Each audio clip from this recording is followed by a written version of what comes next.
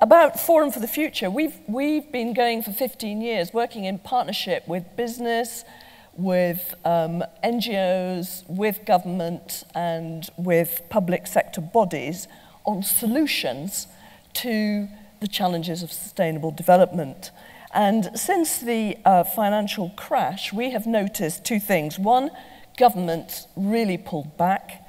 Two, local authorities no longer have a bean to spend on stuff like this, and there are exceptions, Bristol being one of them.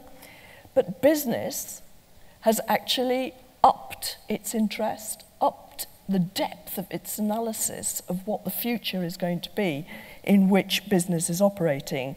And they're investing a lot of money in the evidence for that. So it's not just environmental evidence, but social evidence and economic evidence too. And I think one of the problems we face is that NGOs and government make selective use of science to make a case. And I think that's one of the big problems we have, and I think it's one of the big challenges science has, is to help both be honest brokers, to be sort of really good consumers of science.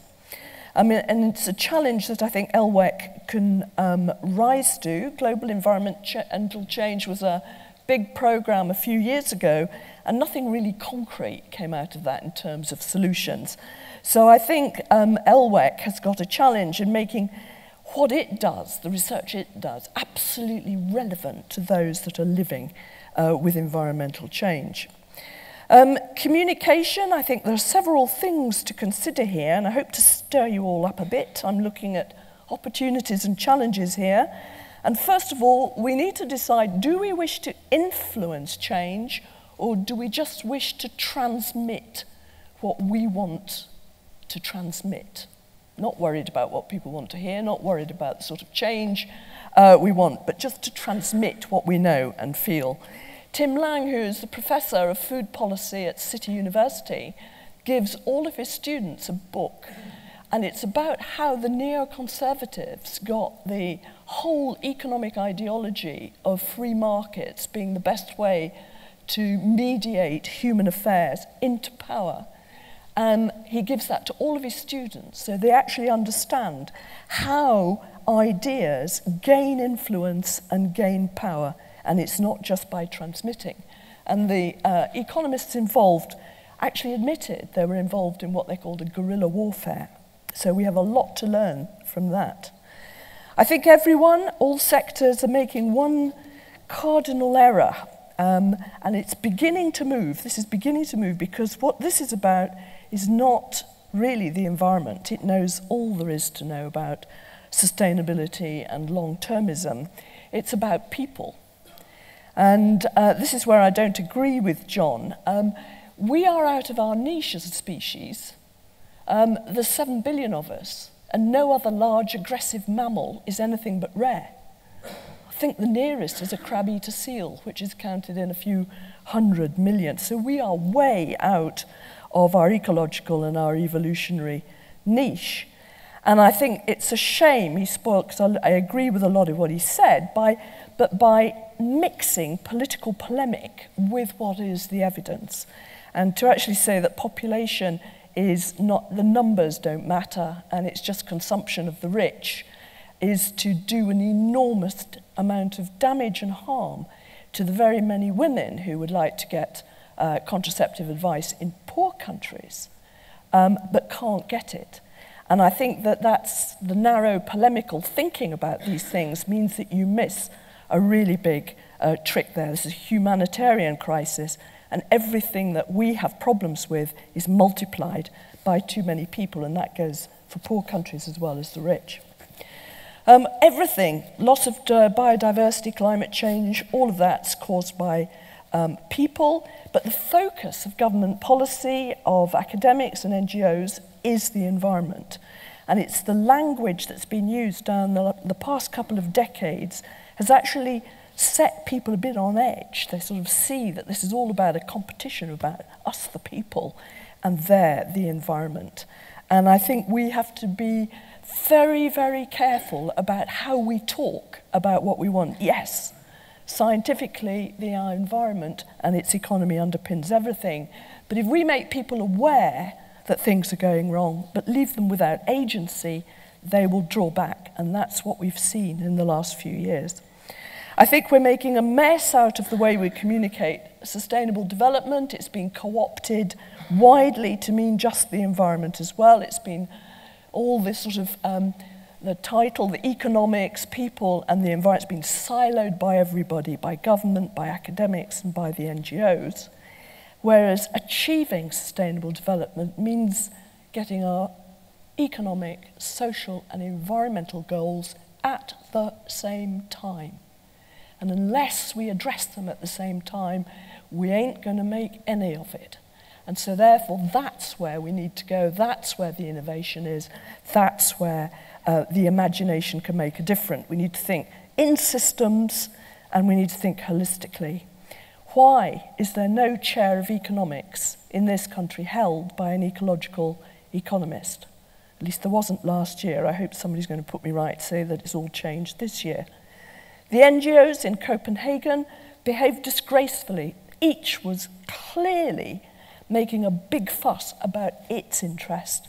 There was no coming together of the NGOs, and governments took away from that. We do not need to worry about the NGOs because they haven't got their act together. They can't get their act together. And so we have to really get this whole idea of sustainable development coherent, both in the way we do our scientific research and in the way we do our policy making and in the way we campaign. It's a bit odd because there's quite a lot of environmental groups here and not many to do with the economy and not many to do with social issues. Positioning, we talk about being different.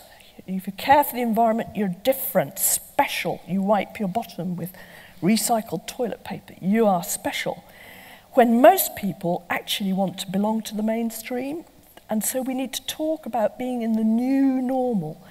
This is exactly where it's going, and you can be part of the new normal. And we have to be very clear why government is resistant to devolved power generation and distribution, devolved food, more sort of local food, and devolved finance, because its revenues come from big energy, big food, and big finance. And where are we making the arguments that we can actually have a collective, because that's all the government is, a collective pot of money from the new way of doing things that we quite rightly say are needed.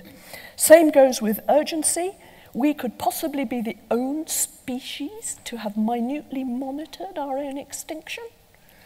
Do we not know enough to be able to get on and do things? Kofi Annan said in 2002, the crisis is an implementation. We know what to do, why don't we do it?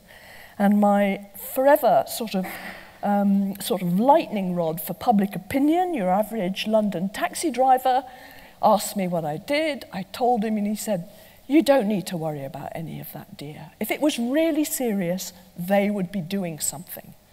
Now, that's the message people get from us, all of us. And my final point is that this is about leadership. It's about leadership in government, it's about leadership in the third sector, it's about leadership from science. And I think scientific accuracy is absolutely essential. All of us, NGOs, government, leapt into recycling as the thing for dealing with waste, when it's really very far down the hierarchy. Where were the scientists telling the governments about the laws of thermodynamics that govern the processing of materials and energy? Silent. And of course, government's very happy that recycling is the focus because it means they do not have to tackle the generation of waste, the excessive packaging, all of which adds to GDP, the way things are done at the moment. So my final point is that we have to move beyond this sort of idea that we can just change people's behaviour by explaining things just a little bit different, a bit of nudge here and there.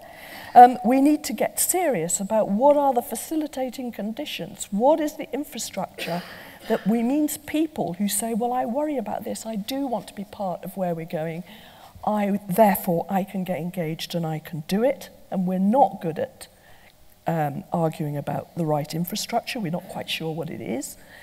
We have to give it meaning. That means it's the new normal. It is not different. We're all in it together, as the saying goes. But this is the way we're all going together. And the knowledge, and above all, the knowledge and skills. People are aware that we need to do things differently. They feel as though they want to. They do not have the infrastructure that makes it easier and cheaper. And they do not have the knowledge and skills to know what to do for the best. Thank you very much.